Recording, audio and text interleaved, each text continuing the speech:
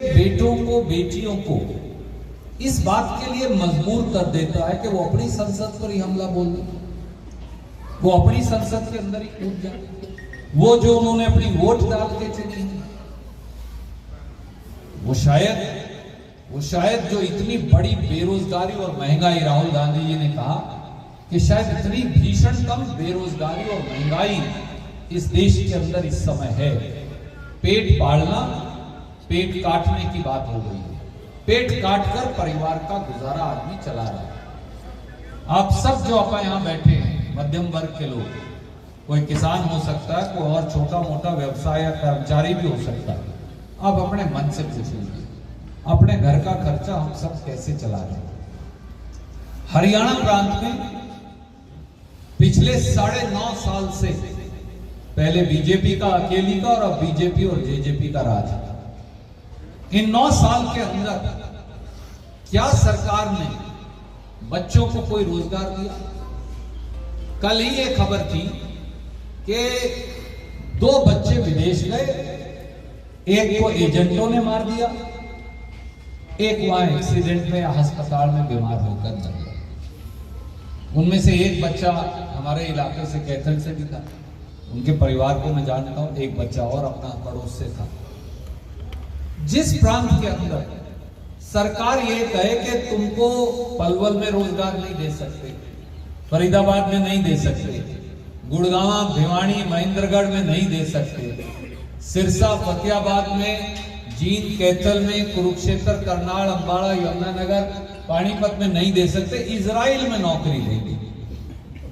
मनोहर लाल खट्टर जी अब ये कह रहे हैं इजराइल में बालकों को नौकरी देंगे। अरे भाई यही दे दे। 2 लाख नौकरी खाली पड़ी है। 47 बार पेपर बिक चुके, लीक हो चुके। आपके घर में भी बच्चे हैं, लड़के लड़कियां दोनों, जो नौकरियों की आस में, लाखों रुपया लेके हमने पढ़ाए, खर्च करे बच्चों के ऊपर। हजारों रुपया इनकी पेपर की तैयारी में खर्च होते। कोई अगर हम नहीं जागेंगे, हम तो राजनीतिक पार्टी से हैं, हम अपनी लड़ाई लड़ेंगे, ये हमारा कर्तव्य है। पर अगर हरियाणा के लोग जागेंगे नहीं तो हरियाणा के वो दिन दूर नहीं जब हरियाणा और देश, इन दोनों में से वोट का राज खत्म हो जाए। आप ना कोई जिला परिषद का मेंबर होगा सबीर जैसा, ना कोई विधायक होगा, ना सांसद होगा। इस समय आज जो देश के हालात हैं, उनमें देश के संविधान पर हमला बोला जा रहा है देश की सरकार के द्वारा। पहली बार 75 साल में एक ऐसी सरकार आई जिसने हिंदुस्तान के लोगों पर आक्रमण बोल रखा है। आप कहेंगे भाई हमारे ऊपर तो कोई हमला बोला नहीं, किसानों पर, दुकानदारों पर, गरीबों पर, अनुसूचित जाति पर, पिछड़े वर्गों पर। अगर आपसे बोलने का अधिकार, वोट का अधिकार, एमएलए, सरपंच, जिला परिषद, पंचायत समिति चुनने का अधिकार, अपनी बात कहने का अधिकार जो आज की सरकार छीनना चाहती है, वो छीन लिया, तो फिर कुछ नहीं बचेगा।